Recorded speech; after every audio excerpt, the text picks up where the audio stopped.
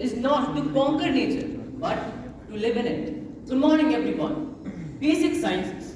The term basic sciences is defined as the scientific disciplines of mathematics, physics, chemistry, and biology. Whereas development that occurs with harmony with nature is known as sustainable development.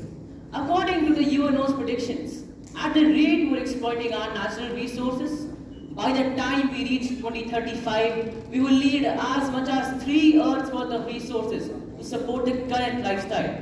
And that's why sustainability is crucial to our survival. What's crucial to sustainability is its 3 pillars: society, environment, and economy.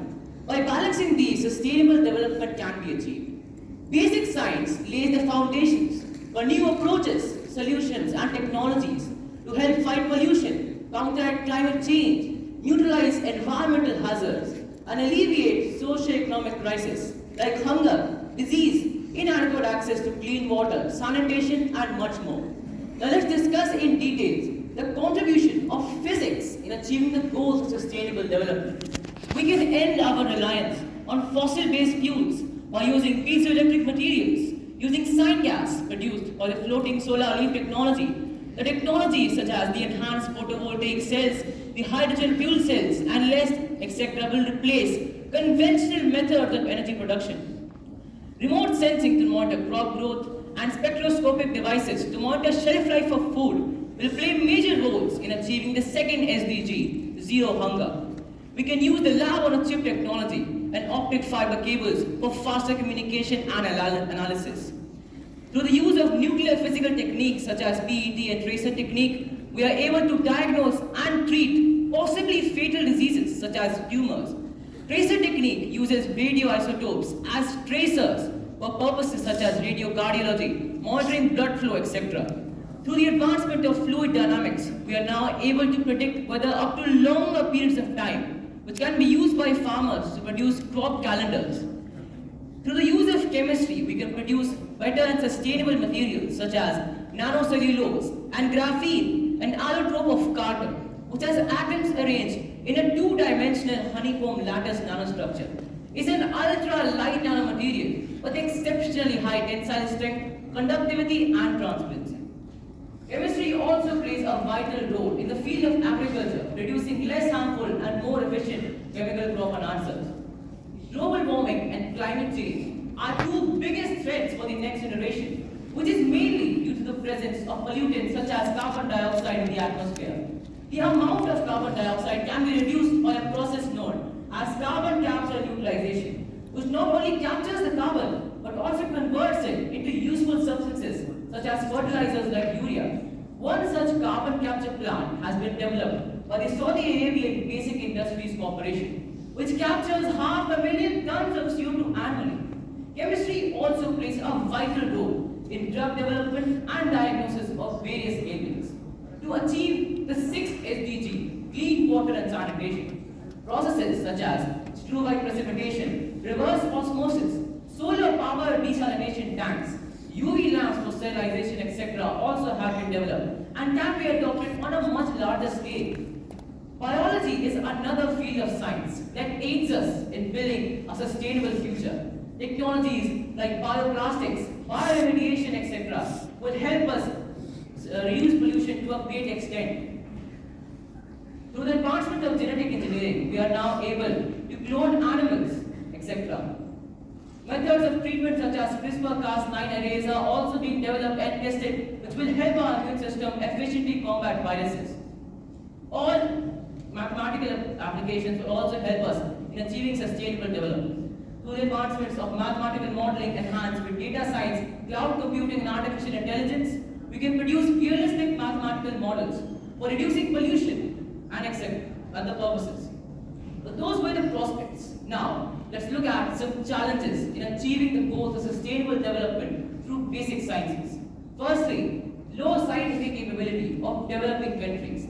As you can see, inadequate funding is a reason for low scientific capability. Second, insignificant proactive research. Third, incomplete knowledge of adverse effects. Fourth, lack of awareness and a fear of implementation in the minds of the public. Fifth, a large communication gap between scientists, public, and the policy makers. And lastly, brain drain. The great scientific minds we have do not join scientific fields because science is not a very stable income profession in many countries. Science needs to be given an attractive makeover and proper funding so as to attract the youth of our country to be more enthusiastic towards the scientific growth and the scientific betterment of our nation. All of these problems can be solved by giving funding, support, raising awareness, and encouraging interdisciplinary research. I'd like to conclude my session by saying that if sustainability goals are to be achieved, science and technological developments have to be guided by a quality control process based on ethical, political, and epistemological relations. Scientists must learn as well as teach. Policymakers must fulfill their needs, and the public must be made aware about the effectiveness, the pros and cons of the new technologies. Thank you.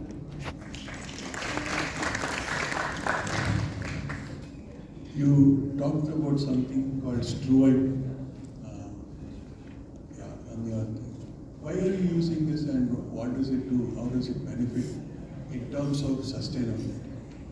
To achieve the sixth SDG, which is clean water and sanitation, we have to have more efficient and sustainable purification methods such as struvite precipitation. So basically, the contaminated water is used to reduce the concentration of phosphates and ammonium compounds in the contaminated water. Magnesium is added to the contaminated water in a reactor where it combines with ammonium and phosphate to produce magnesium You're ammonium. telling the chemistry. I'm asking how does it help sustainability? Yes, sir. So this struvite, magnesium ammonium phosphate, can be used as fertilizers, biofertilizer in agriculture, which will increase crop yield and lead to more production, which we can use to achieve the second SDG 0. Go to the previous slide. So, what is the difference between the fuel cell and solar cell? The fuel cells are the devices that convert the chemical energy of the given fuel into electrical energy through a series of redox reactions. In the case of a hydrogen fuel cell, the fuel is hydrogen and the byproducts of water, heat and electricity. Solar cell converts the solar energy from the sun into electricity. So, what is the difference between fuel cell and the battery you use? So normal battery does not convert the amount of air for your. So, on the next slide, so nanocellulose.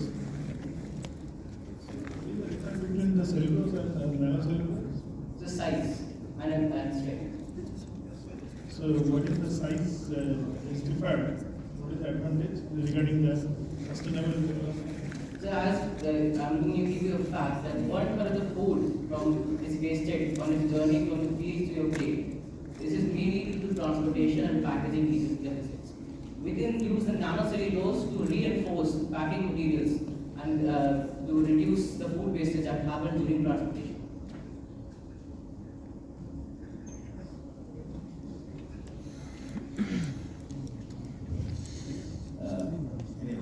Graphene is there on the slide. How does graphene help you in sustainable development? So graphene has many purposes, such as in improving the longevity and charging capacity of batteries. We usually use lithium-ion batteries. If graphene tin oxide is used as an anode in lithium-ion batteries, its longevity increases by a factor of 10%. It is also used to improve the efficiency of perovskite solar cells. It is also used in painting of different materials to make them corrosion resistant. Thank you, Shiva.